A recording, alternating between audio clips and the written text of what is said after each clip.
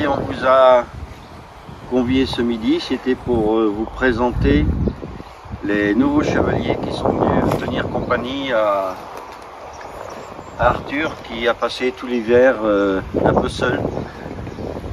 Et donc là il a trouvé ses deux compagnons de fortune, qui est Queue et Perceval. Et Gauvin. Perceval deviendra plus tard. Et donc je vais vous raconter un peu l'histoire de ces chevaliers. Je vais par là. Alors Queue, il est connu pour occuper le poste de sénéchal de Camelot. Il est très souvent mis à côté des comtes chrétiens.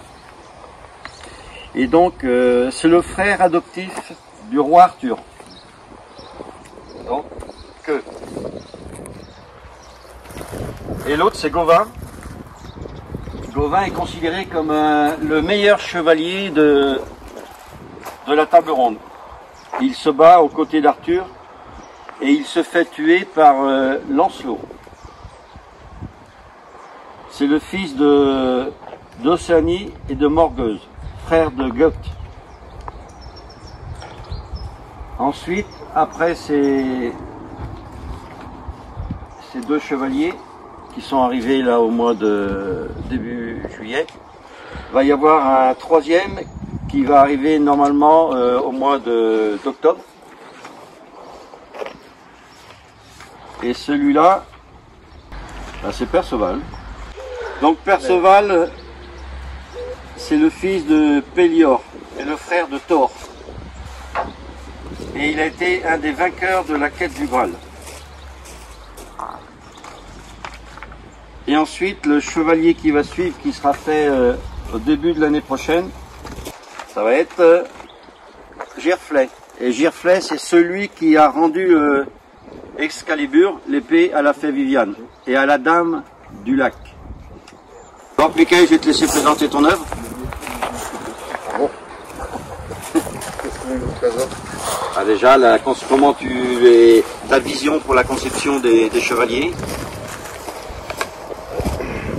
Pourquoi ils ont cette... Comment vous avez choisi? Ouais. Dans l'ordre. L'ordonnance, c'est pas moi qui l'ai faite, c'est au début, lorsque le projet m'a été confié, moi, comme tous les enfants du pays, j'ai lu la légende arthurienne, j'avais 20 ans. Donc j'ai lu ça en long, large, en travers, et puis 30 ans plus tard, j'ai quelques oublis, quelques lacunes, donc il a bien fallu que je me remette. Non, et c'est Jackie qui m'avait fait un petit condensé assez vulgarisé, que je me remette dans le bain et que je sache à peu près, surtout au sujet des armoiries, qui était qui. L'ordonnance, il fallait que le roi Arthur soit le premier en tant que patron, donc posé au nord à la boussole pour que les plus inconditionnels d'entre vous ne puissent pas quand même vous voir qu'on ne fait pas ça n'importe comment. Les chevaliers, moi je les ai mis d'abord les 4 premiers sur les points cardinaux, c'est aussi un aspect technique pour que je puisse esthétiquement orchestrer les autres par intervalle pour avoir une certaine régularité dans les intervalles pour deux raisons. La première, c'est que je veux pas que les gens passent entre les deux et ils n'ont pas tous armuré de la même façon, donc il faut que je m'organise de manière à ce que les espaces soient à peu près équivalents pour que ce soit esthétique. Sur le nom des chevaliers, le choix des chevaliers, c'est pas moi qui l'ai choisi. Donc Giroflée, je viens de l'apprendre pour le prochain. Donc pour moi, ça pose pas de problème parce que sur la tenue vestimentaire, l'armurerie et les armes, j'ai une très grande amplitude de travail parce que les chevaliers ne sont pas des chevaliers du 12e, ni du 18e, ni du 19e, c'est des chevaliers du 21e siècle. C'est une interprétation pour que la génération d'aujourd'hui la comprenne. Donc il n'était pas question de faire des chevaliers avec une esthétique que ces gens-là, enfin que le contemporain aujourd'hui ne puisse absolument pas comprendre. En plus, les chevaliers sont très grands, parce qu'ils font 2,90 m debout, 1,80 m 90 assis. Il fallait aussi qu'il n'y ait pas d'angle trop aigu, de façon que les gens ne se blessent pas, parce que bon voilà. Donc j'ai fait un compromis entre la réalité, l'imaginaire, parce que c'est de cette fameuse réalité, et puis l'idée qu'on se fait aujourd'hui des chevaliers de la table ronde. Pour ça, moi je me suis entouré de jeunes gens qui sont sur les jeux vidéo, vous savez, qui ont donc un imaginaire qui est différent du mien, pour voir un petit peu si l'imagerie que j'ai conçue ici était conforme. C'est comme ça que je me garantis d'être dans la logique de l'esthétique et de la légende arthurienne d'aujourd'hui. Sur les armes, sur les positions, là aussi j'ai deux contraintes.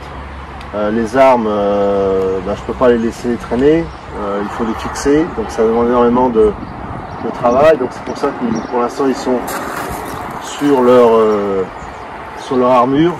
Il viendra aussi Excalibur que je poserai sur la table, et des boucliers qui viendront esthétiser l'ensemble, mais ça viendra à la fin pour justement orchestrer une belle vue d'ensemble. Voilà.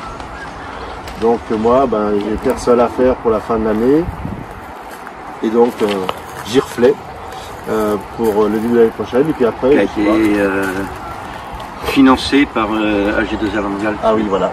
Donc ils ont demandé à avoir Girflet. Voilà, Girflet, et puis pour la fin de l'année prochaine, il y en aura un autre, mais je ne sais pas plus.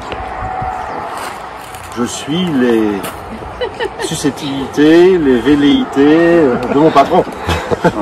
Et le financement de ces... Alors je ne suis pas toujours au courant, mais pour l'instant, les aides substantielles que l'on a sont en partie par des mécènes, en grande partie par des mécènes, puisque le premier a été entièrement payé par les mécènes.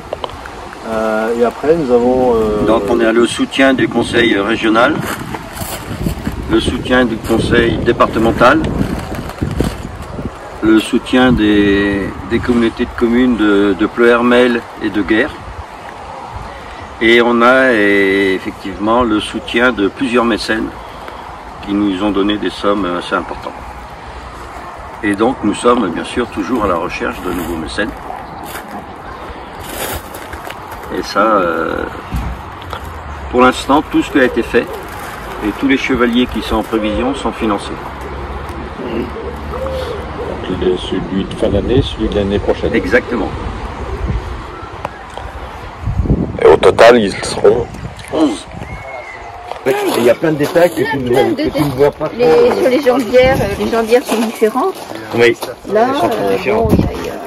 il y a des serpents, enfin, c'est vraiment extraordinaire. Hein. Ouais.